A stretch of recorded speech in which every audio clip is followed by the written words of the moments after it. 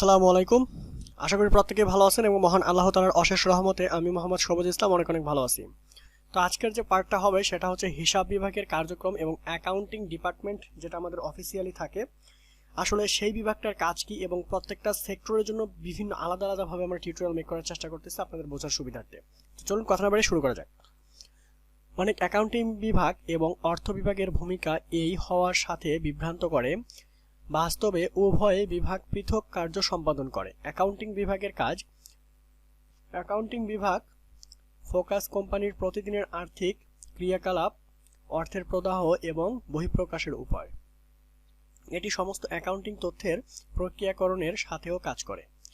এটি প্রদাহ এবং প্রাপ্য, স্থায়ী সম্পদ, বেতন তালিকা এবং অন্যান্য অ্যাকাউন্টিং উৎপাদনগুলি রেকর্ড করে। অর্থ বিভাগের কাজ: ভবিষ্যতের দিকে লক্ষ্য রেখে আর্থিক বিভাগের ফোকাস কোম্পানির সম্পদ এবং দায়গুলি পরিচালনার উপর।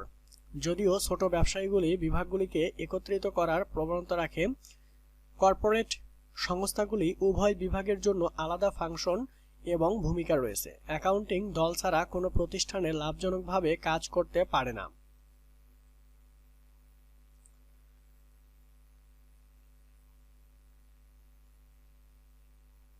এটি যে কোনো ব্যবসা বা সংস্থার প্রাণ এবং কেন্দ্র। বিশ্বব্যাপী হিসাবরক্ষক এবং অ্যাকাউন্টিং বিভাগগুলিকে সাহায্য করার জন্য আমরা 7টি প্রয়োজনীয় ফাংশন বা তালিকার সংরক্ষণ করেছি এবং আপনি যদি চান সেগুলো আমরা বলতে পারি।